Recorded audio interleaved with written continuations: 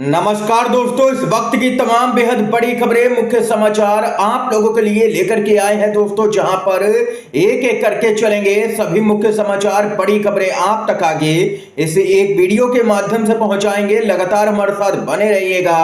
खबरों में बढ़ने से पहले अगर आप लोग भी यही मानते हैं कि आने वाले वक्त में टीडीपी और जेडीयू को इंडिया गठबंधन का समर्थन करना चाहिए और एक लोकतांत्रिक सरकार बनानी चाहिए, तो अभी इस वीडियो को लाइक कीजिएगा दोस्तों, और कमेंट बॉक्स में जय हिंद, जय भारत, जय संविधान जरूर ही कमेंट कीजिएगा। पहली बड़ी खबर आप लोगों को बताते चलें। जी हां दोस्तों, तेलंगाना में बीआरएस को लगा है बेहद ही बड़ा झटका। विधानसभा के पूर्व स्पीकर श्रीनिवास रेड्डी कांग्रेस पार्टी में शामिल हो गए हैं। कांग्रेस की ताकत और भी बढ़ गई है तेलंगाना के अंदर। तेलंगाना के पूर्व सीएम के चंद्रशेखर राव को लोकसभा चुनाव के बाद एक और बड़ा झटका लगा है। केसीआर को तगड़ा झटका देते हुए बीआरएस के वरिष्ठ नेता और पूर्व विधानसभा अध्यक्ष श्रीनिवास रेड्डी मुख्यमंत्री रेवंत रेड्डी की मौजूदगी में कांग्रेस पार्टी में शामिल हुए हैं। उनके साथ में उनके बेटे भी कांग्रेस पार्टी में शामिल हो गए हैं। ये यहां पर देख सकते हैं कि कांग्रेस पार्टी के लिए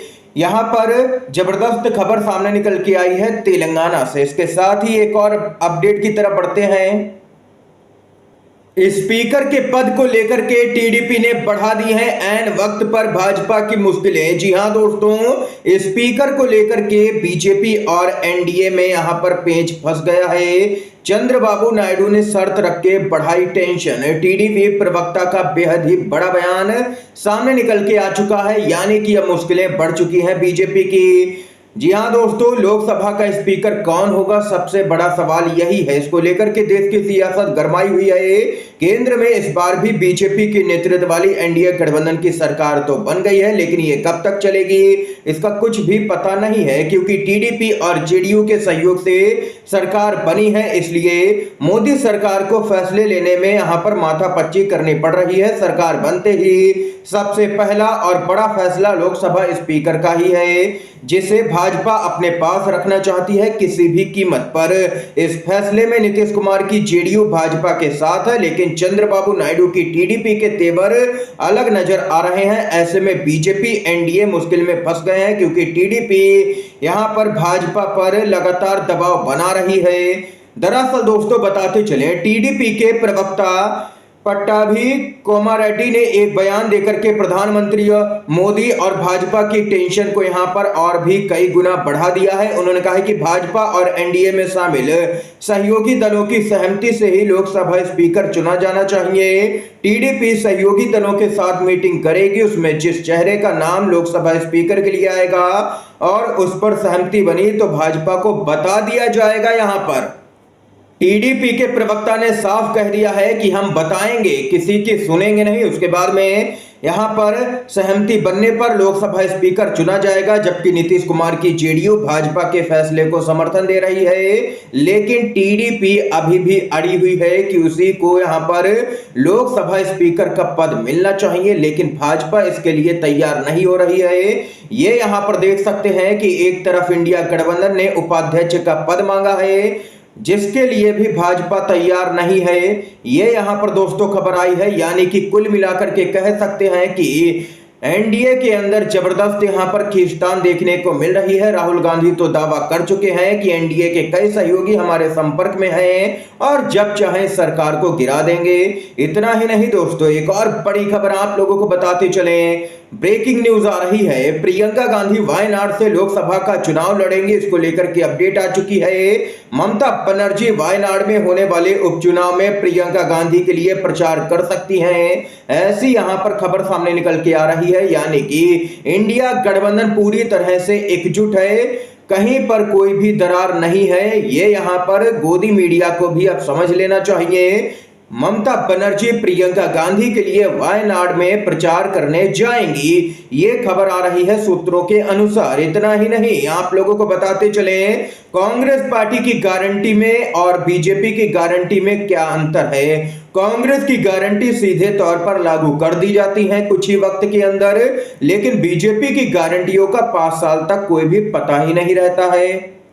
तेलंगाना की जनता से किया हुआ राहुल गांधी ने अपना वादा पूरा कर दिया है। राहुल गांधी ने तेलंगाना के किसानों से कर्ज माफी का वादा किया था और अब मुख्यमंत्री रेवंत रेड्डी ने 2 लाख रुपए तक के कर्ज माफी का ऐलान कर दिया है। तेलंगाना के किसानों के लिए ये एक बहुत बड़ी राहत भरी खबर सामने निकल के आई है। कांग्रेस पार्टी ने सौगात दे दी है तेलंगाना के लाखों किसानों को यहां पर कर्जा माफ करके उनका, देख सकते हैं एक तरफ बीजेपी है जो उद्योगपतियों का लाखों करोड़ का कर्जा माफ करती है, वहीं दूसरी तरफ कांग्रेस पार्टी है जो गरीब किसानों का कर्जा माफ कर रही है। आप लोग किस पार्टी के समर्थन में है या किस विचारधारा के समर्थन में है, कमेंट बॉक्स में अपनी महत्वपूर्ण राय बताइएगा दोस्तों जरूर ही। इसके साथ ही आप लोगों को एक और अपडेट की तरफ ले चलते हैं जहां पर एक और बवाल देखने को मिला है। एक और परीक्षा को रद्द करना पड़ गया है। मोदी सरकार अब यहां पर कोई भी परीक्षा ढंग से करवा नहीं पा रही है। ज्वाइंट CSIR UGC नेट की परीक्षा 25 जून से 27 जून तक होनी थी, अब इसको अचानक से रद्द कर दिया गया है।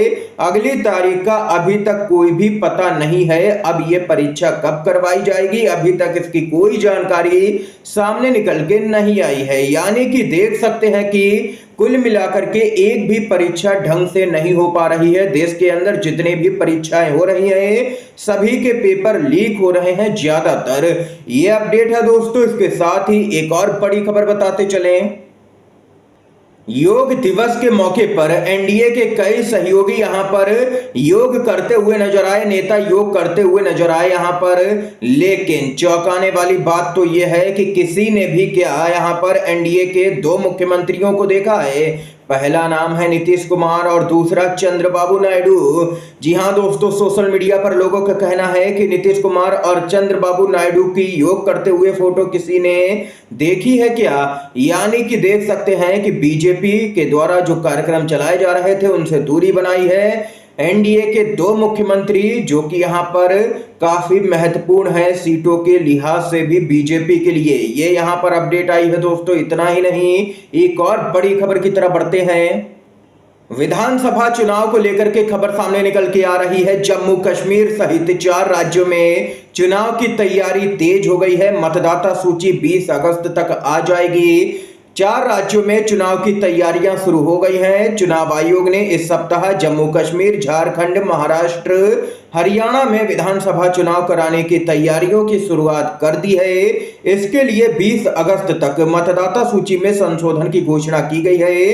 लोकसभा चुनाव होने के बाद यहां पर अब 4 राज्यों के विधानसभा चुनाव कराने की तैयारी हो रही है। बताते चले आप लोगों को, यहां पर 4 राज्यों के अंदर 3 राज्यों में इंडिया गठबंधन भारी बढ़त बनाए हुए है। एक राज्य में ही यहां पर कांटे का मुकाबला है, लेकिन उसमें भी कुछ भी हो सकता है। यानी कि कुल मिलाकर के भाजपा की मुश्किलें आने वाले वक्त में और भी बढ़ने जा रही हैं। जब बीजेपी चारों ही राज्यों के अंदर विधानसभा का चुनाव हारेगी तो पार्टी के अंदर अंतर कलह देखने को मिलेगी और एनडीए के सहयोगी भी फिर यहां पर कहेंगे कि अब बीजेपी के साथ में रह करके कोई भी फायदा नहीं है, इसलिए अब इंडिया गठबंधन के साथ जाया जाए।